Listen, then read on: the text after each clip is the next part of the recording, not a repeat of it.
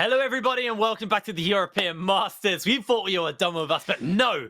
The PG Nats give us 2 more games to close out the day, and it's now down to Macko to do the exact same thing they did there. Maybe slightly cleaner, I don't know. I kind of like that ending, if I'm going to be honest with you, Gulborg. I think I have so many questions as well, right? Because he's like, you've literally just played each other. This is essentially almost a best of series, where you're a match point now, right? And there's like the Annie, there's the Varus that I just haven't been impressed by today. I think there's a lot of factors to play in, but for the most part, what was lacking for Illuminar there was they had no early game whatsoever. So if you have to tell that back, because they had no early game, it was so easy for Macko to just take over the soul and make the game so much easier for them. So for Illuminar to have success now, and once again, the last home for Ultra League here, the last hope for them to have success, they need to create pressure in the early game. You can't give the whole game away like you just did. Macko, they need to replicate that success somehow, some way. I mean, it's keep the tempo up, because the game 5 to game 6 were very different. Macko versus UCAN, they kind of just rolled over and kind of accepted fate. But Macko versus Illuminar, Macko were just on it. Now, Macko did have side selection going into this game, so they chose blue side. Illuminar have been put onto the red side, and seeing the bans go out at the moment as the Jinx and the Nocturne are going to be denied. And question is, now that Macko are blue side, are they going to have the same priority onto the jungler stuff we've seen them have on red side for so long? They've banned out both Udyr and the Hecarim here. So now, with the Udyr ban come through, you can potentially pick up the Hecarim here for yourself. You don't have to ban this as your third ban. You can go for Tristana. You know what?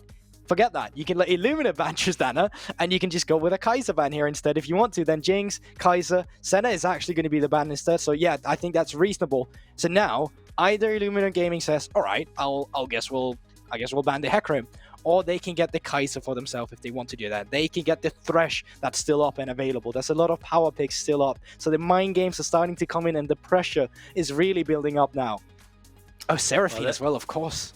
Of course, the Seraphine is going to get taken away, but Odie didn't have a particularly great game on the Varus. Durkin's going to say, hold my beer, let's see, I'll show you how it's done. Because he's going to pick that up as their blind pick. Now, things like the Hecarim are open, the Kai'Sa is open. I mean, Kai'Sa Hecarim is a really nice rotation here. The Thresh as well. There's a lot open to Illuminar in this pick and bans. Well, in this pick phase. I'm not convinced by that pick yet, and part of that has been because of the Varus I've seen so far today. We have seen Durking on this Varus beforehand as well, and now with the Hecarim pick coming through, that's the S tier jungler for you. Udyr is out of the way. You can still put Cboi onto the Volibear, which they're most likely going to do again. They had a lot of success with that. But I still think that's a huge priority to pick to give over to the side of Illuminar here, and they can't just pick up the Kai'Sa as you've mentioned yourself. Like, this is looking really scary as a first rotation from the side of Illuminar. Now, I do feel like Macko could answer out with that Thresh, gives a bit of safety. They could also go back to the Tahm Kench. Well, I mean, Czypsy was the one for playing that last time around. Now, I see your face. You even mentioned this in game number 6 about the Karthus. I feel like that would be a really poor pick right here. So they are going to go for the Volibear. Cboi had a great game on that one. And now over to Sebekx. They could just look to pick up a solid bot laner here. They could just pick up Annie once again. And that is what they're going to go for. I actually think Orianna is a really nice rotation here for Illuminar. You get the Kai'Sa, the Hecarim, Orianna. You've got the big wombo put together right there. And that's the thing. Like, either you go for the Orianna, you just go for another support power pick if you want to get that in there, the back line, or some peel if that's what you're looking for. But I think essentially just getting that control mage in the mid lane against that Annie is going to be pivotal. If it's either Victor, if it's Orianna, I think you need that pressure from the early game. You can't pick a Carly into this again, and they've learned. And Illuminar, this is the highest prioritized champions they have on their team. This is the most picked ban champions you have so far, and they've been able to catch them all over there. That is crazy starter rotation. I mean, this is basically the starter set for 11-7. Like, yeah. Deep dive and team fighting capability of a mage in the mid. Like, honestly, that is just absolutely perfect for Illuminar. And now we're moving into the ban phase. It looks like they're going to look to take away the Karma. Obviously, a flexible pick between the bottom and the top lane. Macko, they're going to ban out the Rel. The Rel would honestly be, frankly, the best support they could probably pick up for this Illuminar comp. So, understandable not to give that over. The Lux is also going to get taken away here. A bit of an interesting one because you kind of thought the Lux was there mainly to facilitate and play in lane with the Senna, but again, it is still technically a support that you can run without it having to get any farm. And Macko, I mean, do they take away something like the Fresh, the Nautilus? There's still quite a few things open, but pair up really well with this Kai'Sa. Yeah, I mean, Thresh is still an option if you want to, but stylistically, Thresh is not the champion you usually pair up with the Kai'Sa. But it's still a great champion for this meta, in all honesty. You can also just, you know, pick a tank if you know you're going to be playing for this bot side immediately, or you can just save that for later, but as you set yourself, like, loads of options here. And I want to reiterate while we're waiting for this pick that just because they have so many power picks on the side of Illuminar, on the side of Macko, they have the champions that's worked out for them. This is the way that Macko plays the game. The Kai'Sa, the Hecarim, the Orianna, that's not the way they've been winning games. It's been by the Volibear. It's been by the Annie. So yes, it's looking very scary for Illuminar, but if we stick to the Macko formula, they have what they need here. And I think that Thresh into Leona would be a decent pick to neutralize the lane and just let your Varus skill up. It gives you a Dark Passage to make sure that the Varus is going to be safe when you go to that late game as well. But I think peeling for your Varus is just the S thing you want right now. So I guess Braum is okay as well going into it, but the backline damage is still going to be pivotal because there's a lot coming in here. So if your position of the shield is wrong when they're behind you, your AD carry is still going to fall. Well, looking at the final pick here for Macko, something that can go into a pretty horrible comp here. Do they want to just pick something that would be nice and safe in the top? Sten's going to get his hands back onto that Sion. Had a really, really good game in it, just in game number 6, so understandable pickup for there. But again, it does feel like Macko have got themselves a team comp that's maybe slightly hard to play. They did just execute on a pretty rough team, and they executed flawlessly. Well, I wouldn't say flawlessly, but pretty bloody well. So not an awful pickup, and it's just going to be kind of a sustained tank in the top lane in this Aatrox. It's not really a sustained tank, but it's a very sustained heavy lane. I think season 11, I think Illuminar's comp. That is pretty season 11 right there.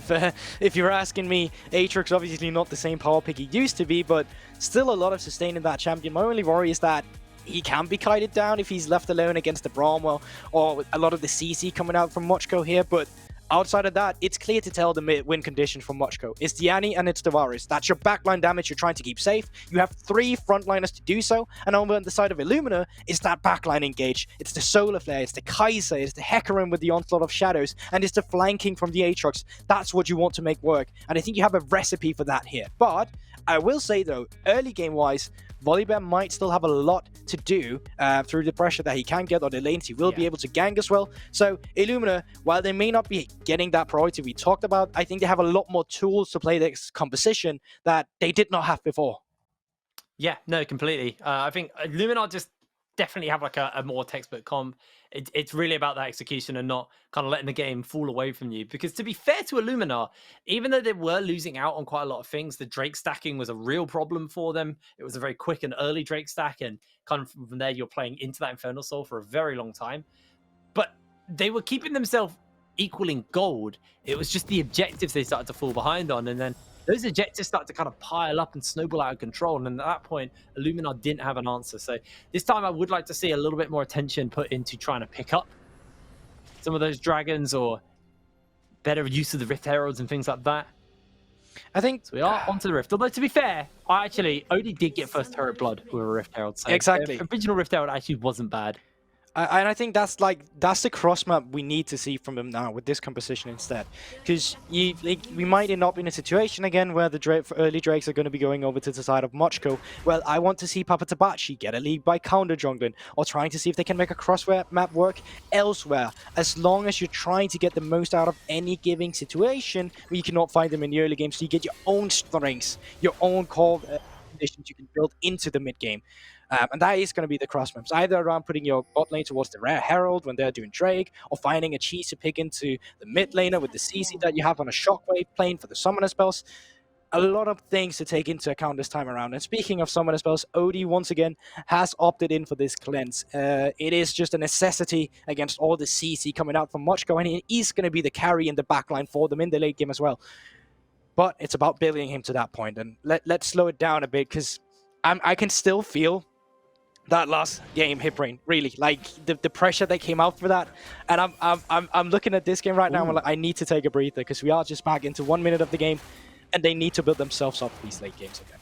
That ward is actually low-key really nice for Macko. It gives a slight experience lead over to Durkin off the back of that, so they will hit 2 first. They're also on the wave first as well, so Illuminar's bot lane will get zoned off pretty hard here. just on the fact this level 2 will be coming through fairly quickly. And you've got the constant poke coming in from Darkrai, just throwing those Winter's Bites over the walls. It does hurt. It's also the part of the synergy. You can see Durking actually went with Zombie Ward because he's gone for that Hail of Blades as well. So that little ward they cleared out, well, that's still a ward for them now. And yeah, in the middle of the bush there, it's not going to mean too much. It's just going to be taking out. But when you start to fight for that river control as well, and when you start picking up these wards, having that extra ward that your opponent needs to kill when they come in for the gank, that's going to do a lot for the safety of you. Yeah, absolutely. Level 2 has been hit. We did expect this from the bot lane thanks to that ward, as they just got themselves the pressure right now. The CS lead already starting to mount up in favor of Durking. The wave is crashing slowly but surely into Odie, so he should be able to collect in on most of this farm, pending the pressure on the wave. As Sebekx and Czajek just kind of exchanging a bit of a trade here. Sebekx will come out, proccing the electrocute, and has got the mana advantage over Czajek right now. Yeah, the mana advantage, the XP advantage, the CS advantage, you can see he was just on the way. And because that third wave crash came through from the bot lane, Odie, or not Odie, but Durking went back for an early call, while Darkrai took a little roam to the mid lane to gain priority around this one. And they are taking the top scuttle now immediately with Cboi. After that, they can just move down to the bottom side of the scuttle, and Cboi can be getting a little advantage there as well. Really nice early game from Macko, who's playing around with all the pressure they can get here in the early game. Setting up for the crab already as well for Cboi, which is lovely. He did get the top side crab, and he's going to get himself the bot side crab as well. So double crabs over to Cboi. Next to Darkrai as well, popping the shield for him means it's a nice and quick one as well, so he can go back into his own jungle and into the reset. Sebekx is getting jumped onto. Papatabachi is going to force him to flash. Cboi is making his way over, and Papatabachi is just going to have to run out of this one. Sebekx did burn that flash, which is not particularly ideal for him, although Cboi is going to find him, and Darkrai's coming in. That stands aside as well, and it's just first blood to Cboi. And that's so incredibly greedy from the side of papatabachi. You have no business there whatsoever. Your mid laner has just been forced to back. TP came through, and Czajek, he does a flash if someone should try any funny business here. He does have that flash. They're looking to stack up the flash, the stun from Sebekx. Czajek flashes out, and that's a really exposed Orianna now. Orianna without flash is a pretty rough space, especially considering the state of the lane. As Durking, he's just trading pretty happily underneath the tower. And winning out on those trades as well. Even in a 1v2 situation, he's getting a level advantage. You're getting the damage down here, you can see really nicely played by Durking. And at the same time, you know, Jake, we were talking about what's going to happen when Macko is going to look in towards these early objectives. Where do you find that cross map? The fact that you could utilize a Shockwave onto an Annie or getting a Pix elsewhere would have been amazing. But now Czajek, because they overstepped, has no flash either. Like, it's just the fact that Macko are gaining advantages while also at the same time shutting down opportunity for advantage for Illuminar Gaming here. So really nice early game once again for Macko. It seemed like they started the day very slow. But now that we've gone to the late day, late night even, they're starting to pick up the pace.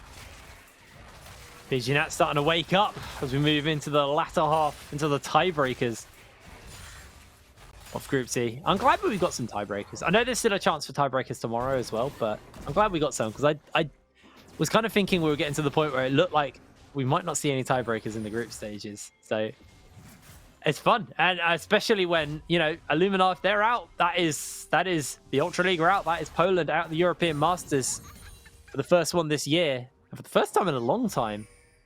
I actually think maybe the first time ever, as if I cast my memory back onto how far Ultra League teams have made it. I mean, you made that statement. I don't know about it. I have no clue whatsoever. That's all in you. If you're correct, you're correct. If you lied, you just lied to all the viewers. Good job. But I'm pretty confident in saying Poland have done at least better than groups on every European Masters. But I'm going to shut my mouth because I might be wrong. I mean, I think it's a bold. It's not a bold statement. It could very well be right. But you know what else is right? The pressure coming in from the bot side of Macko, moving up here, trying to contest this scuttle. Yeah, I didn't see who actually picked that up. It was the side of Illuminar to take that one away. And they are just going to turn this into a dragon. They say, okay, we see you, Papatabachi. We're going to send you packing. And he hasn't got that 6 yet on the Hecarim. And remember, he's flashless. So jumping into that pit just for a smite, probably not worth it. So just going to hand over this first dragon over to the side of Macko. We'll see what dragon we're looking at, as Infernal Soul was a big factor in the last game. It's an Ocean Drake in this next one, so Looking at either a Cloud or that Infernal Soul on X Dragons. The Cboi is just stripping away any pressure papatabachi has in his jungle, stealing away this blue buff. Sebekx just making sure that there is no pony in the bush. And you can see on the other side of the map, they're trying to set up the blue buff instead because they know he's there. But StenBosse, he's reactive as well. He's trying to see if he can get this one. And he did. Able to steal it away with the Blood Furnace. So no blue buff for papatabachi, no camps for him. He's just going to have to accept that his jungle has been stripped away from him on the bot side. And now Cboi may be looking for something down here on the bot side. Hasn't been spotted by warders. Odie actually eats the Winter's Bite. They've got the slows from the arrows as well. Czypsy's forced the flash and the slam comes down from Cboi. Underneath the tower they go. Czypsy's low, the flash by Durking, and he secures himself the kill. That's 2 for Macko. And everything is going right for Macko right now. You have to compliment the early game we're witnessing for them here. You get the early Drakes, they got both Scottles, they got the blue buff, they get the kill down here. And to top it off, papatabachi, when he tries to cross-map everything, even StenBosse is there ahead of the play, making sure that the enemy is not gaining anything. Yes, you removed a blue buff from Sebekx, but Cboi also removed a blue buff from Czajek in the mid lane. And that's pivotal when you have a control mage trying to gain pressure against an Annie who does not have mana issues. Annie's perfectly fine here. But Orianna, this is where she starts lacking. This is where, if you want to get priority, you'll have to burn that mana pool, even with the tier of the goddess. And you know what? I think Sebekx is fine with that, because Orianna still knows shockwave. She pushes too far forward. That's a Cboi in the mid lane. That's a Tippers on top of you. You have to be careful of these things. The lane swap once again coming out from the side of Macko. This is what we saw them do in that last game. And it's Illuminar who are playing reactive to Macko on the map. And it's going to be able to get a free shove here in the top side and just quickly run down towards the Rift Herald and pick that one up. It's honestly, there's not really any contest. papatabachi on the opposite side of the map. The wave has to get caught by Odie. Can't afford to give that up. This is fantastic rotations from Macko.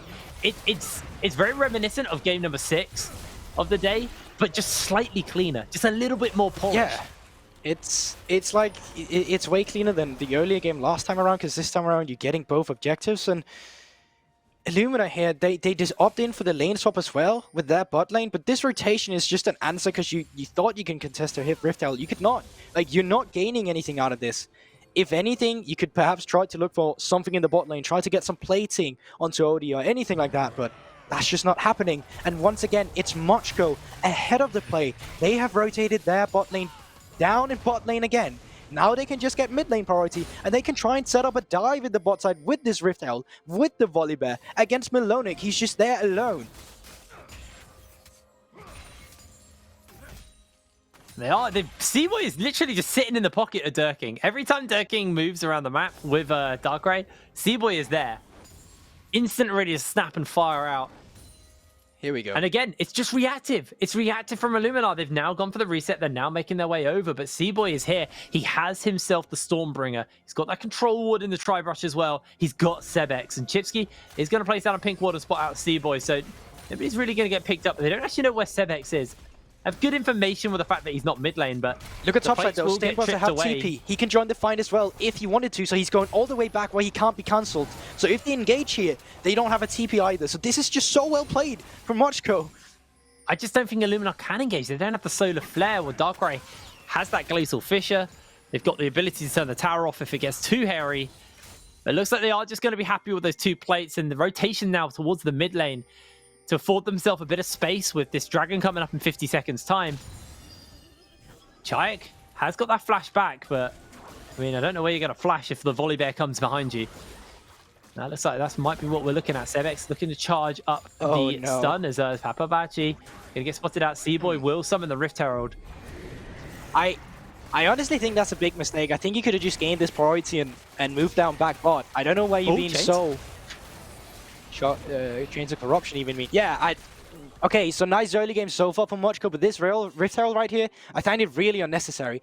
I thought they'd be moving up the members just to gain priority around mid lane again, and then you could be going back bot, getting that bot turret with the Rift Herald, and then you could set up for Drake that spawns in less than 1 minute, but can still look for a dive here. Cboi does have that ultimate.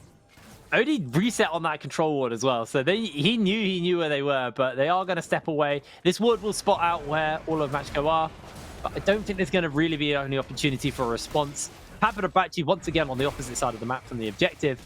Teleport's coming in from Sten, who's going to make his way up towards the top side to capture the wave. And adds Dragon number 2 over to the side of Macko.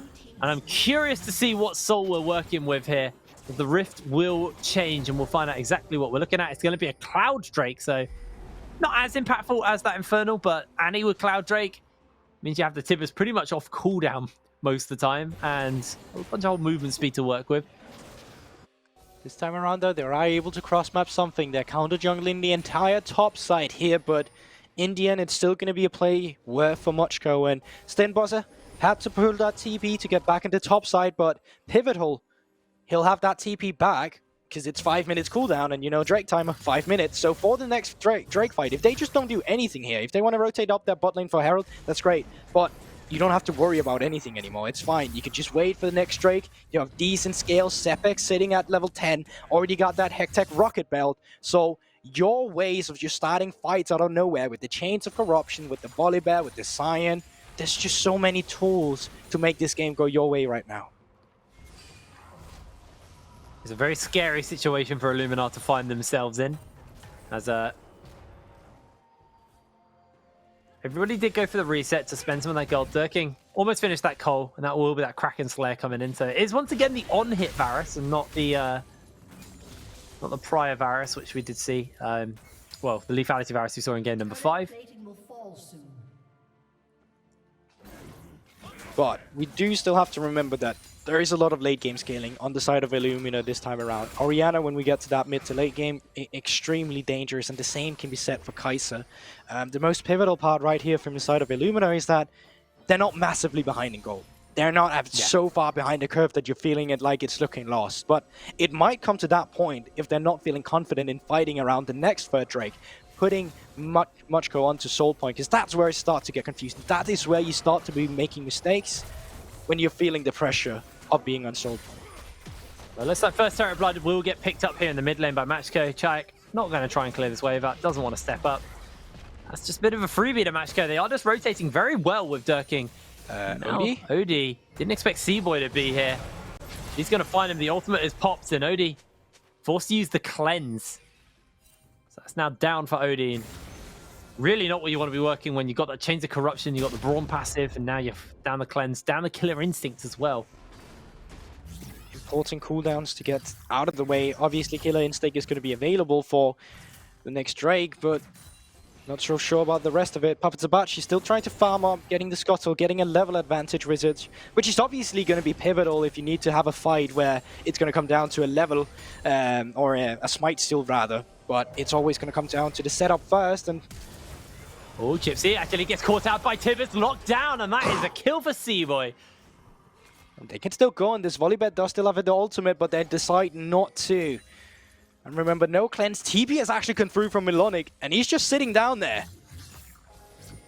This is really not a position he wants to be in, but I think it's a bit hard, as Tibbers will be checking out some of the areas in the bushes for the side of Macko. And remember, this bot lane tower, very, very low. You can see the health bar just in the top corner of your screens.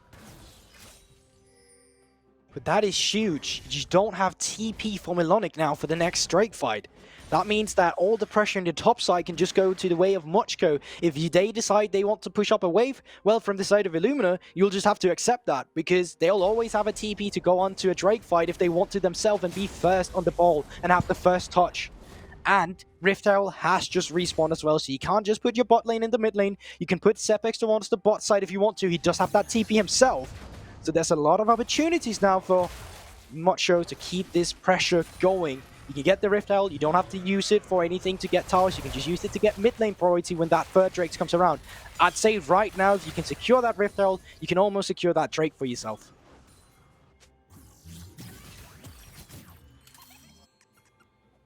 Looks like for the moment, the attention isn't really going towards that Rift Herald, interestingly enough.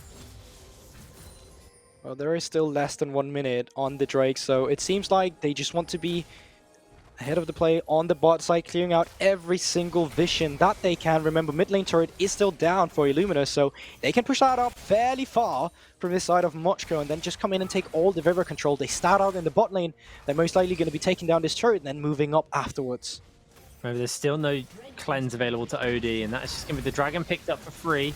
Papatabachi waiting about, coming in for the charge as the chains are going to connect onto him, and he's caught out by the Glacial Fissure. Teleport's being fired off, and it looks like everybody's going to try and jump in on this play. Sebekx goes forward, misses out on the tip. There's a two-man shockwave from Czajek, but it's not going to be enough to find a kill.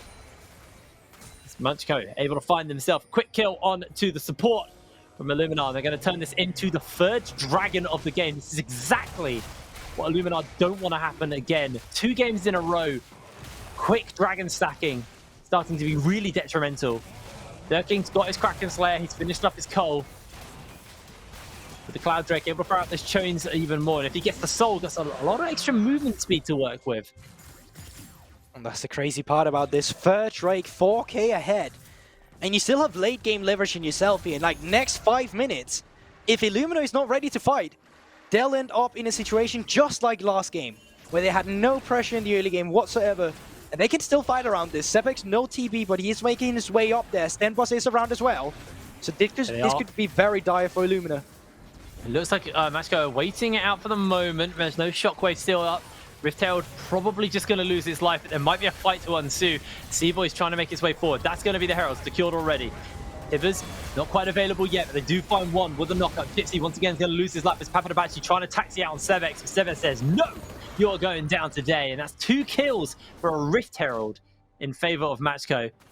And that is just not worth it. Like, you can clearly tell Illuminar, they are feeling the pressure here, because yes, you get the Rift Herald, but 2 members die here.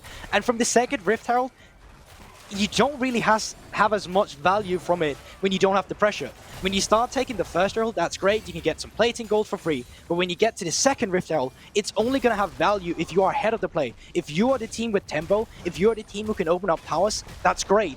But when you're in the position like Illuminar are right now, where they haven't gotten a single turret, a single kill, a single Drake, if this continues, Hitbrain, they're on the verge of getting knocked out by a perfect game by the PG Nationals.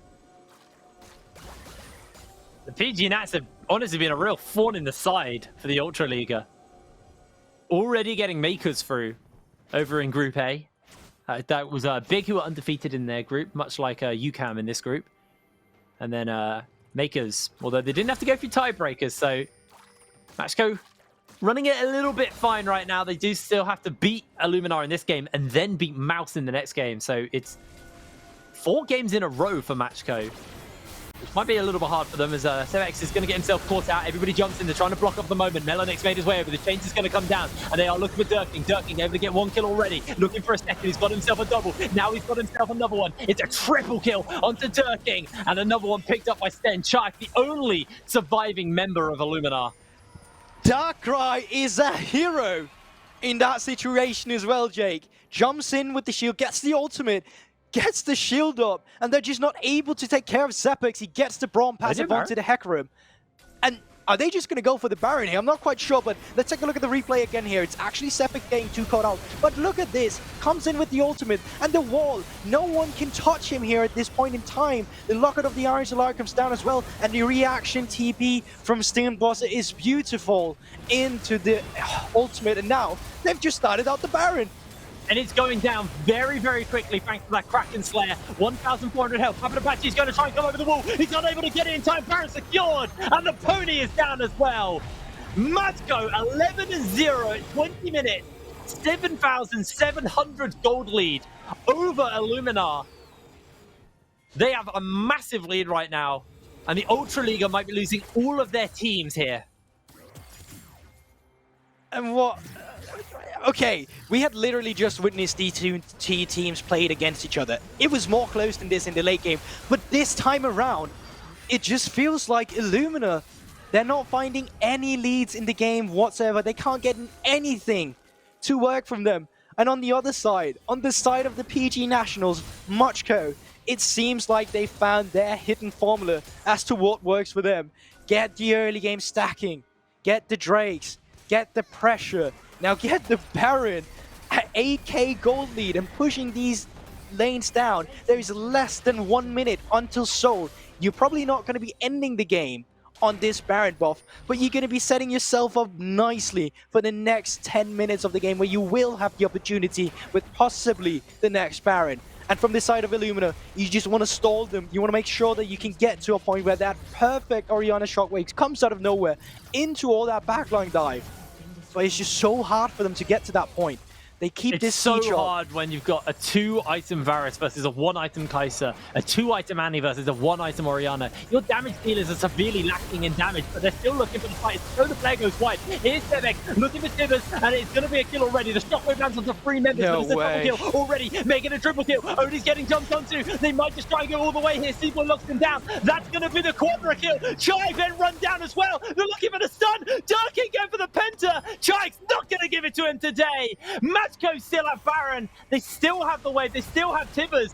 They may just look to close open, at least open the base here. But we're still very short into the game. It feels like we're in the super late game, but we're not. 5 seconds onto Czypsy, 5 onto papatabachi. I think you just take this inhibitor, you go back to the Drake, and you get Soul. But once again, an incredible fight coming out from Macko. And look at Durkin. He's 10-0 after that exchange. 700 shot down on him. It's only going to get harder from Illuminar this time around. And you can tell, Jake, they're extremely desperate at this point.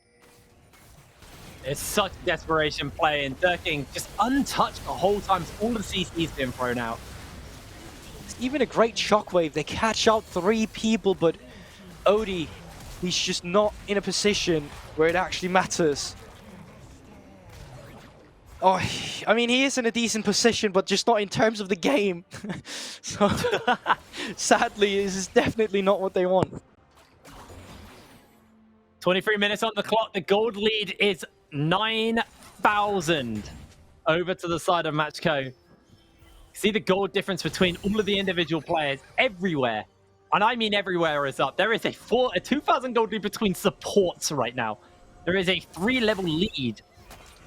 2-level lead. I promise I can do maths. I'm really not doing a great job of convincing people on that one today.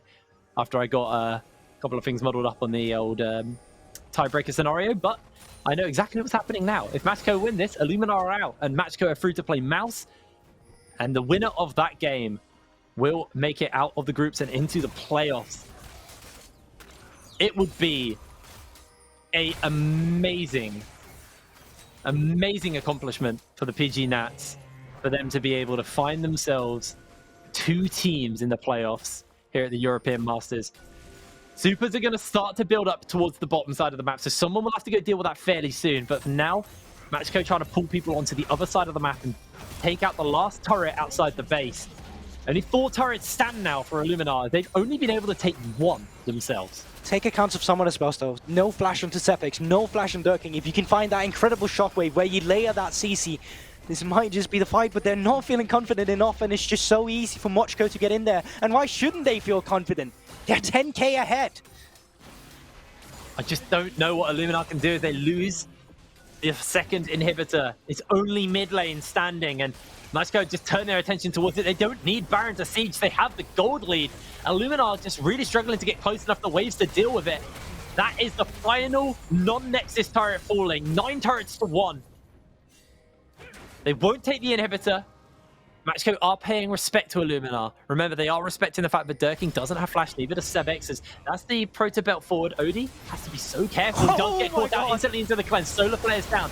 Now Melonik charging in force. Papatabachi trying to get onto Durkin. The chains of corruption are spreading, but Durkin just taking no damage from papatabachi as Odie able to find himself a kill onto the support. But Durkin, he's now got 1. He's now looking for another. That's 1 picked up by Sebekx. Czypsy being chased down as the Sky Splitter will slow him in his place, and he is going to get taken out slowly but surely. Cboi secures the kill, and this could just be it. Durkin still healthy, still alive. All of the inhibitors are down. Only Odie, only Czajek. The teleport's being used onto the super minion, so they're not going to lose their wave quite yet as the next wave crashes in. They've got supers coming in from every angle. Odie and Czajek have no ultimates, have no tools available. This is it. Macko have done it. They have knocked the Ultra Liga out of the European Masters, and they have taken down Illuminar. PG Nationals does it again. They're not out of groups just yet, Jake. But how many times will this region have to make these upsets? Every goddamn time. And once again, That is all the Ultra League teams out. There are no Ultra League teams in the groups. This is the defending region. How crazy is that? And I also, like you said earlier on in the cast, it's 2018 the last time a team for the PG Nats, an Italian team, has made it out of the group stages. Oh, and Lord. now they are one Nexus explosion away from having 2 PG Nat teams in the playoffs. It would be a phenomenal storyline for these guys and a phenomenal accomplishment. Now, they will be playing up versus Mouse in the next game, and Mouse did get side selection because of the time advantage they had and why they were in the second side of this tiebreaker scenario. And Mouse have chosen the blue side, so it will be Matchko. Sorry, Maker's already in. It will be Matchko on the side of the red side. I mean, this is going to be an absolute doozy of a game. I'm so excited to see what's going to go down. But for now, we do need to take ourselves a little break. When we're back with our next game, which is going to be Mouse taking on Matchko for the last spot coming out of Group C. See you in a moment.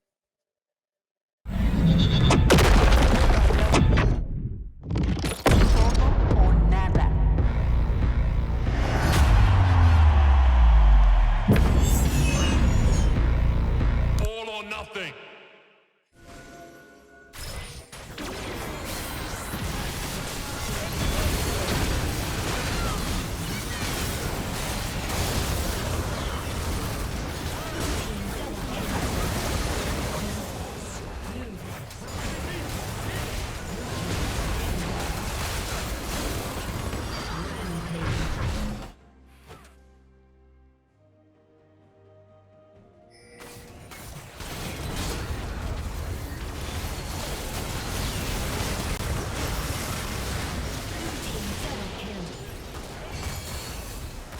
Team triple kill.